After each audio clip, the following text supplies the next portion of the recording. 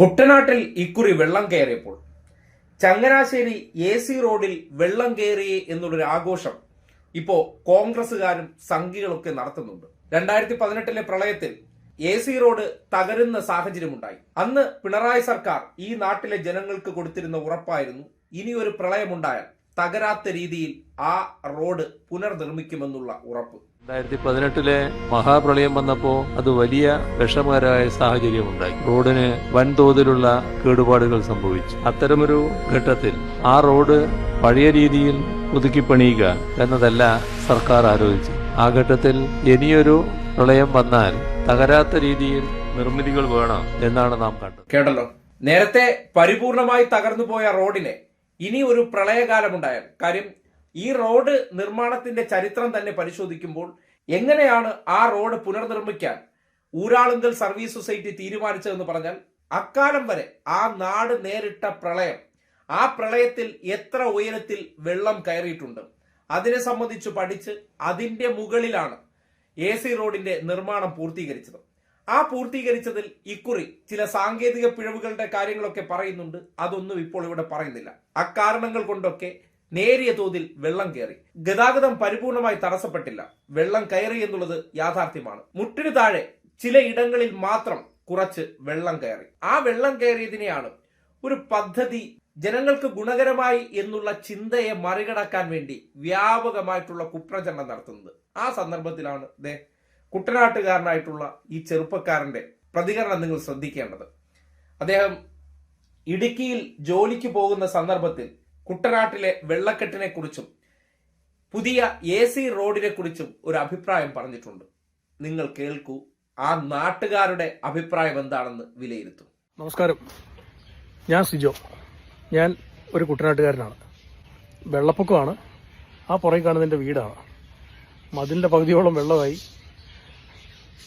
വീടിനകത്തും വെള്ളം കയറി. പെട്ടിയും കിടക്കയൊക്കെ എടുത്ത് രക്ഷപ്പെടുകയാണോ എന്ന് ചോദിച്ചാൽ, ഞാൻ ജോലി ചെയ്യുന്നത് ഇടുക്കിയിലാണ്. ഇടുക്കിയിലേക്ക് പോവുകയാണ്. ഞങ്ങൾ കുട്ടനാട്ടുകാർക്ക് ശരിക്കും വെള്ളപ്പൊക്കം എന്ന് പറയുന്നൊരു ആഘോഷമാണ്. അതായത് ആദ്യം കൊയ്ത്ത്, അതാണ് ആദ്യത്തെ ആഘോഷം. അത് കഴിഞ്ഞ് രണ്ടാമത് വരുന്നത് ഉത്സവങ്ങളും അതുപോലെ പെരുന്നാളുകളും, പള്ളിയിലെ പെരുന്നാളുകളും. മൂന്നാമത്തത് വള്ളംകളിയാണ്. നാലാമത്തെ ഉത്സവമാണിത്. കുട്ടനാട്ടിൽ നിന്ന് വെള്ളപ്പൊക്കമൊക്കെ ഒഴിവാക്കാനായിട്ട് ഒരുപാട് പേര് ശ്രമിക്കുന്നുണ്ട്. അത് നടക്കാൻ പോകുന്നില്ല. കുട്ടനാട്ടിൽ വെള്ളപ്പൊക്കം വേണം. ഇത് കുട്ടനാടിൻ്റെ ഒരു ക്ലീനിങ് പ്രോസസ്സാണ്. പക്ഷേ ഇതിൻ്റെ ആഘാതം എങ്ങനെ കുറയ്ക്കാം എന്നതിനെക്കുറിച്ചാണ് നമ്മൾ ചർച്ച ചെയ്യേണ്ടതും പഠിക്കേണ്ടതും പ്രാവർത്തികമാക്കേണ്ടതും. AC റോഡ് മുങ്ങി, അതുകൊണ്ട് ഗതാഗതത്തിന് യോഗ്യമല്ല എന്നൊക്കെ പറയുന്നുണ്ടായിരുന്നു. കുട്ടനാട്ടിൽ വെള്ളം കയറും. AC റോഡിൽ പണ്ട് 2018 പ്രളയത്തിൻ്റെ സമയത്ത് കഴുത്തറ്റം അരയറ്റം വെള്ളം ഉണ്ടായിരുന്നിടത്ത് ഇപ്പോൾ മുട്ടറ്റം ഇല്ല, അതിന് താഴെ വെള്ളമുള്ളൂ. അപ്പോൾ അങ്ങനെ നോക്കുമ്പോൾ AC റോഡ് കൊണ്ട് പ്രയോജനമേ ഉള്ളൂ. ഒന്നുമില്ല, ആലപ്പുഴയും ചങ്ങനാശ്ശേരിക്ക് പോകാമല്ലോ, ബുദ്ധിമുട്ടൊന്നുമില്ലല്ലോ. വെള്ളം കയറി മൂടുന്നതിന് മുമ്പ് കരയിലോട്ട് കയറാമല്ലോ, ചങ്ങനാശ്ശേരിക്കോ ആലപ്പുഴയിലോട്ടോ യാത്ര ചെയ്യാമല്ലോ. അതിനുള്ള സംവിധാനം ഒരുങ്ങിയില്ലേ? പറഞ്ഞു വന്നത്, സത്യം പറഞ്ഞ ആവശ്യമില്ലാത്ത ചർച്ചകളല്ല ഇപ്പോൾ വേണ്ടത്, പ്രത്യേകിച്ച് സോഷ്യൽ മീഡിയയിൽ. അതിജീവനം. ഈ വെള്ളമെല്ലാം കൂടെ ഒഴുകി കുട്ടനാട്ടിലാണ് വന്ന് കിടക്കുന്നത്. ഞങ്ങളിനിയും ഒരാഴ്ച 2 ആഴ്ച വെള്ളത്തിലായിരിക്കും. സ്വാതന്ത്ര്യ ദിനവും ഓണമൊക്കെ മിക്കവാറും ഈ വെള്ളത്തിലും ചെളിയിലും ആഘോഷിക്കേണ്ട അവസ്ഥയാണ് കുട്ടനാട്ടുകാർക്ക്.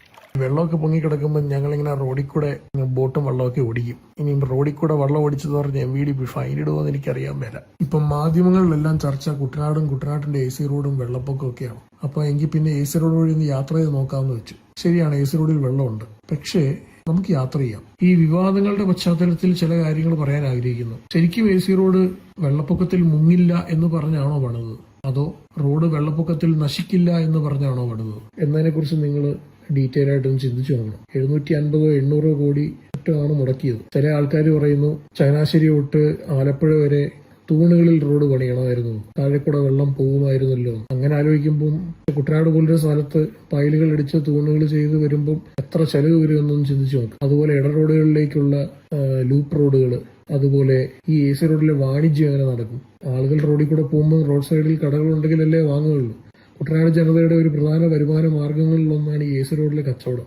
അതെങ്ങനെ നടക്കും? അതിനെക്കുറിച്ച് ആലോചിച്ചിട്ടുണ്ടോ? ശരിക്കും നമുക്ക് വെള്ളം കയറാത്തൊരു റോഡല്ല, വെള്ളം കയറിയാലും നശിക്കാത്തൊരു റോഡാണ് വേണ്ടത്. അത് വലിയ കുഴപ്പമില്ലാത്ത രീതിയിൽ തന്നെയാണ് പണിതിരിക്കുന്നത് എന്നാണ് എൻ്റെ ഒരു വിശ്വാസം. ബഹുമാനപ്പെട്ട മുഖ്യമന്ത്രി സതീശൻ സാറിനോട് പറയാനുള്ളത്, ഞങ്ങളുടെ പ്രിയപ്പെട്ട MLA വിളിക്കുമ്പോൾ ഫോണൊന്ന് എടുക്കണം. അത്യാവശ്യ ഘട്ടങ്ങളിലായിരിക്കും വിളിക്കുന്നത്. നമ്പർ ഒന്ന് സേവ് ചെയ്ത് വെക്കണം. കൃത്യമാണ്, വ്യക്തമാണ്. വെള്ളം പൊങ്ങി, കാര്യം കുട്ടനാട് ഉൾപ്പെടെയുള്ള പല പ്രദേശങ്ങളും വെള്ളത്തിനടിയിലായി.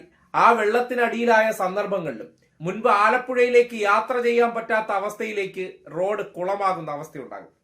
പക്ഷേ ഇക്കുറിയും കുറച്ചിടത്ത് വെള്ളം കയറി എന്ന യാഥാർത്ഥ്യം നിലനിൽക്കുമ്പോൾ, കാര്യം മഴക്കാല പൂർവ്വ ശുചീകരണത്തിന്റെ ഭാഗമായി തോട്ടപ്പള്ളി സ്പിൽവേ ഉൾപ്പെടെ ഒന്നും മാലിന്യമുക്തമാക്കാതെ, അതിന്റെ പ്രവർത്തനങ്ങൾ നടത്താതെ അവരുടെ കയ്യിലിരിപ്പ് കൊണ്ട് വെള്ളം പൊന്തി ആ നാട്ടുകാർ വെള്ളത്തിനടിയിലായപ്പോൾ AC റോഡിൽ കുറച്ച് വെള്ളം കയറിയത് ഒരു അനുഗ്രഹമായി അത് ഉയർത്തിക്കാട്ടിക്കൊണ്ട് ആ നാടിന്റെ മുന്നിൽ തലയെടുപ്പോടുകൂടി ഉയർന്നു നിൽക്കുന്ന ആലപ്പുഴ ചങ്ങനാശ്ശേരി AC റോഡിനെ അവഹേളിക്കാൻ വേണ്ടി മാപ്രകളും കോൺഗ്രസുകാരും എന്തോരം കഥകൾ മെനയുന്നു എന്ന് നാട്ടുകാർ തന്നെ ആലോചിക്കാവുന്നതാണ്. ഒരു വ്യക്തി പറഞ്ഞത് 2018 പ്രളയ കാലഘട്ടത്തിൽ ആ റോഡ് തകർന്നെങ്കിൽ ഇനിയൊരു പ്രളയമുണ്ടായാലും ഒരിക്കലും തകരാത്ത രീതിയിലുള്ള റോഡ് നിർമ്മിച്ചു തരും എന്നുള്ള കാര്യം. 2018 ശേഷം ആലപ്പുഴ ഇപ്പോൾ മുങ്ങിയിരിക്കുന്ന സാഹചര്യം ഉണ്ടായി. കാര്യം 2026 വരെ അങ്ങനെ ഒരു സംഭവമേ ഉണ്ടായില്ല. പക്ഷെ ഇപ്പോൾ മുങ്ങുമ്പോഴും റോഡ് ഗതാഗത യോഗ്യമാണ്. ആരുടെയും ജീവിതം അവിടെ നിശ്ചലമാകുന്നില്ല. കുറച്ച് വെള്ളം കെട്ടി, ആ വെള്ളം കെട്ടിയതിനെ കുറ്റം പറയുമ്പോഴും അതിൽ നിങ്ങൾ വരുത്തിയ സാങ്കേതികമായിട്ടുള്ള പിഴവുകളെ മറയ്ക്കാൻ വേണ്ടിയുള്ള നാടകമാണെന്ന് മാത്രമേ, നിങ്ങൾ ചെയ്ത ചില സാങ്കേതിക തകരാർ കൊണ്ടാണ് അത് സംഭവിച്ചത്. അതിനെ മറികടക്കാൻ റോഡിൽ വെള്ളം കയറിയേ എന്ന് ആഘോഷിക്കുന്ന നിങ്ങളുടെ മനോഭാവത്തെ നാട്ടുകാർ തന്നെ യാഥാർത്ഥ്യം മനസ്സിലാക്കി വിലയിരുത്തട്ടെ.